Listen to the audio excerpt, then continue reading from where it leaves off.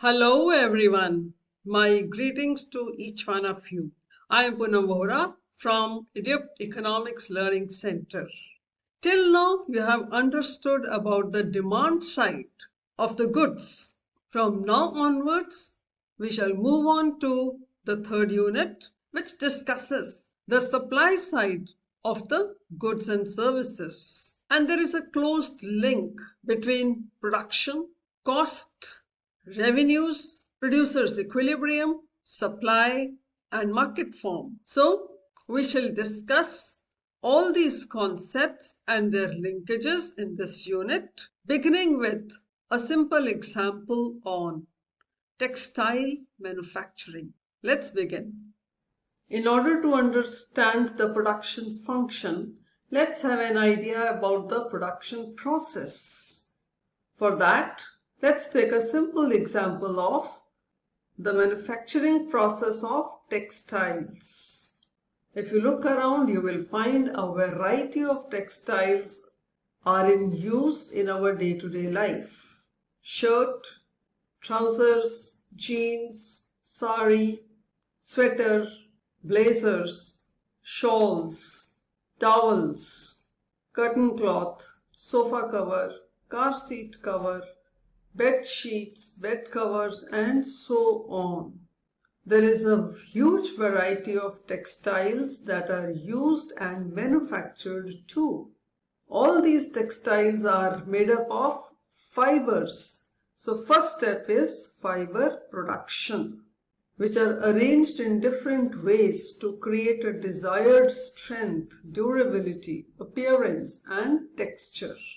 Fiber production takes place either through plants, that is cotton, linen, or bamboo, or through animals like wool and silk, or man-made fibers such as viscose or rayon, or there can be synthetic fiber sourced from fossil oil feedstocks.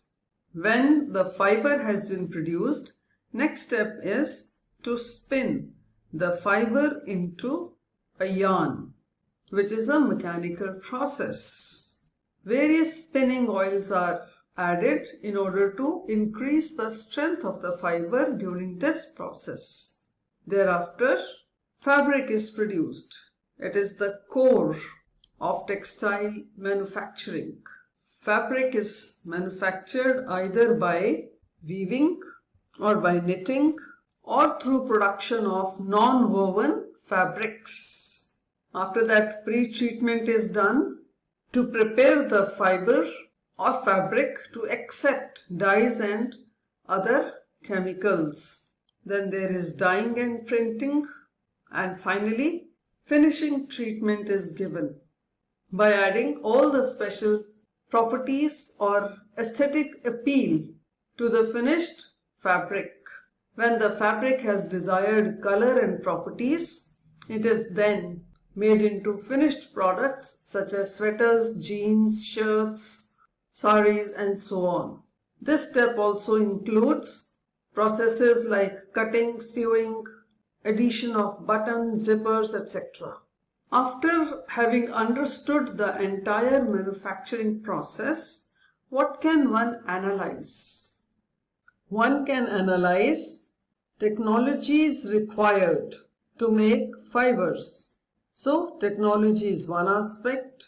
Then what kind of labor will be required and what skills the labor should possess. Next is size of production unit and where should it be located. How much investment is required? How much of a product be produced? So one can find total product, average product, and marginal product.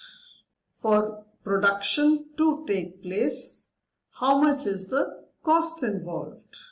How much will be the revenue earned? Will there be profit maximization or not? How much will be the total supply of a product? So all these aspects can be analyzed from this production process of cotton textiles, right from fiber production to manufacturing, transport and sales. So in this unit, you will understand the concepts of product, costs, revenues in total, average and marginal terms, producer's equilibrium, supply and elasticity. You will be able to establish the relationship between total, average and marginal concepts, and then illustrate the same through numerical, diagrammatic or graphic presentation. You will be able to analyze the law of variable proportions and law of supply and find elasticity of supply by a proportionate method. You will also be able to then establish the producer's equilibrium and finally apply all these concepts in real life situation. I hope you have understood the broad framework of producer's behavior and supply. The simple example of textile manufacturing has made the linkage of all the concepts very clear, and this forms the basis of all the chapters in this unit.